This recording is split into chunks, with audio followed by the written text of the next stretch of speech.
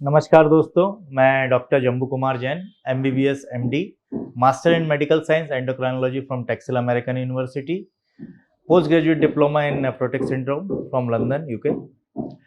आज हम एक ऐसे टॉपिक के ऊपर डिस्कशन करने जा रहे हैं जो हर घर में चर्चा का विषय है और हर व्यक्ति इसमें ज्ञानी है। हम बैलेंस डाइट के ऊपर डिस्कशन करना चाह रहे हैं कि भाई डायबिटीज़ और बैलेंस डाइट होती क्या है। क्या एक डाइटिशियन ने मुझे चार्ट बना के दिया है, मैं वो चार्ट फॉलो करूं? जनरली जो मैंने देखा है मेरे मरीजों में, एक चीज़ मुझे देखने में समझ में आई है कि चार्ट तो वो ले लेते हैं, लेकिन चार्ट को फॉलो करना हर किसी की संभव नहीं होता है, क्योंकि हम एक मध्यम वर्गीय परिवार के लोग हैं। हमारे घर में कोई शेफ़ नहीं है, हमारे घर में अलग से हर किसी का खाना नहीं बनता है। किसी को थायराइड है, किसी को डायबिटीज़ है, किसी को ब्लड प्रेशर है, तो 4 लोगों का 4 खाना नहीं बनेगा। हमारे यहाँ एक ही खाना बनता है, उसी खाने में से हम हमारी बैलेंस डाइट कैसे कर सकते हैं, तो मैं उस विषय में चर्चा करना चाह रहा था।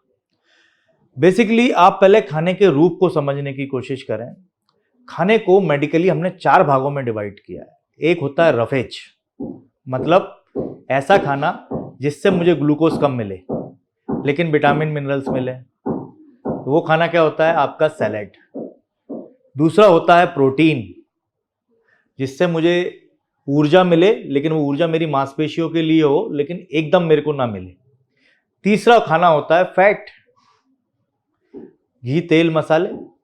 चौथा खाना होता है आपका कार्बोहाइड्रेट, जो हमारे खाने का 90% होता है। कार्बोहाइड्रेट मतलब रोटी, चावल, ये जो चीज़ें हम खाते हैं वो कार्बोहाइड्रेट की रेंज में आते हैं। और हमारी बॉडी सबसे पहले कार्बोहाइड्रेट से ही एनर्जी लेती है। उसके बाद आता है नंबर फैट का, फिर उसके बाद आता है सबसे आखिरी में प्रोटीन का।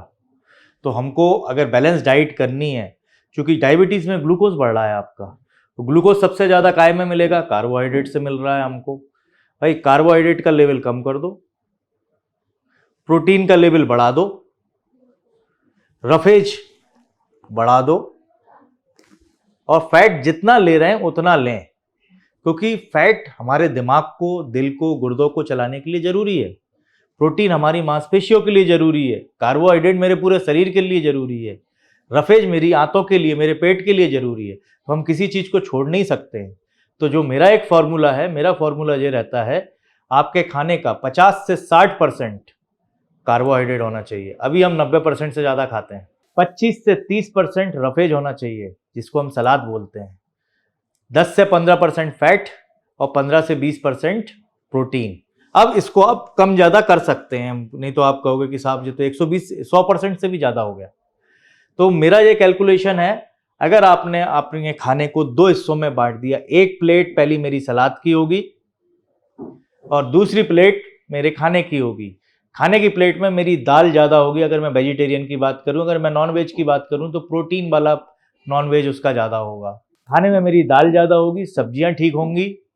मेरी रोटी जितनी, मैं अगर 4 रोटी खाता हूं तो 1 रोटी कम होगी। अगर मैं 1 प्लेट चावल खाता हूं तो आधा प्लेट या 1/4 चावल होगा। ये मेरा बैलेंस डाइट कहलाएगा।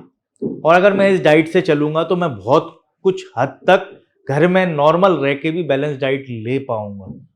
नमस्कार, अगर आपको मेरा ये डाइट प्लान समझ में आता हो तो इस वीडियो को लाइक करिएगा और किसी भी क्वेरी के लिए मुझसे कांटेक्ट करिएगा। नमस्कार।